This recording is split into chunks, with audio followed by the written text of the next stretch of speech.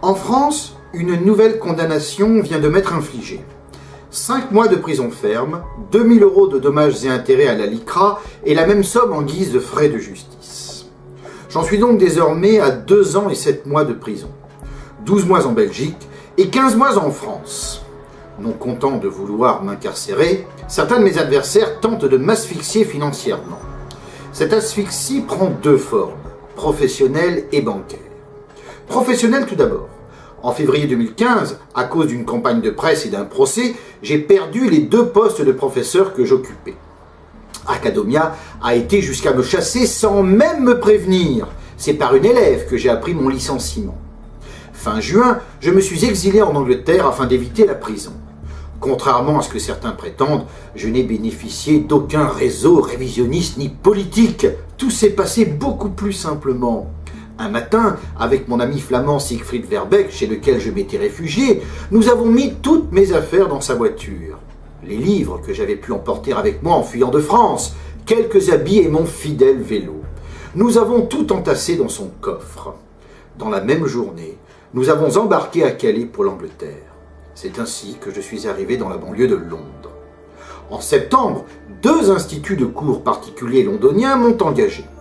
Je pensais qu'hors des frontières de France, je pourrais bénéficier d'une vie normale. C'était naïf. En mars 2016, après qu'une mère d'élève a découvert qui j'étais, mes 2 patrons me mirent à la porte. Aucun d'eux n'a caché qu'on se séparait de moi pour des raisons purement idéologiques, sans qu'aucune faute professionnelle n'ait pu m'être imputée. À partir de septembre dernier, j'ai tenté de donner des cours particuliers seul par le biais d'annonces. Résultat, le fiasco. À Londres, les grosses structures raflent tout. Pour l'heure, je survis grâce aux quelques élèves de l'année dernière qui m'ont gardé malgré tout. Mais c'est nettement insuffisant. Et ce n'est pas tout. On cherche à m'asphyxier en m'empêchant de toucher vos dons. Le 16 février 2015, désormais sans aucune ressource, j'avais lancé un appel pour un soutien financier par le biais de dons versés directement sur mon compte. Cependant, certains de mes adversaires agirent et 11 jours plus tard, la banque annonça la rupture du contrat qui nous liait. En désespoir de cause, j'ai demandé à Siegfried Verbeek de bien vouloir recevoir les dons sur son propre compte. Toujours prêt à m'aider, il accepta. Mais encore une fois, certains de mes adversaires agirent afin de me priver de ce soutien. Fin août dernier, Siegfried apprit que le 4 janvier 2017, il serait jugé en France. Motif de ce procès, on lui reproche d'avoir mis à ma disposition son compte bancaire pour recevoir les dons. Afin de trouver un motif de poursuite, la justice française affirme que l'argent collecté devrait servir à payer les amendes auxquelles j'ai été condamné. Or, ainsi que je l'ai déjà précisé ailleurs, je n'ai jamais payé et je ne paierai jamais les amendes que la République m'inflige au nom de la loi Guessot. Les fonds collectés doivent me permettre de survivre maintenant que je suis totalement sans ressources. La justice le sait très bien.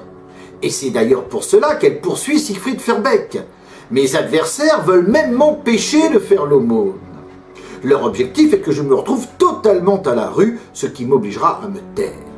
Face à cette répression et à ces manœuvres déloyales, nous avons choisi de lancer une petite lettre, le courrier des amis de Vincent Renoir. Vous y trouverez des informations sur ma situation, des nouvelles du Front révisionniste et des documents historiques reproduits avec commentaires. Le premier numéro est accessible gratuitement sur notre site internet. Vous y trouverez un formulaire d'abonnement. Mais vous pouvez également vous abonner en ligne. En souscrivant, vous me permettrez de continuer à réaliser mon travail. Vous aiderez du même coup la cause révisionniste. Il n'est pas question de nier ni aux Juifs ni aux autres peuples les souffrances réellement vécues. Il n'est pas question de dénier à un seul peuple le droit de posséder un foyer national.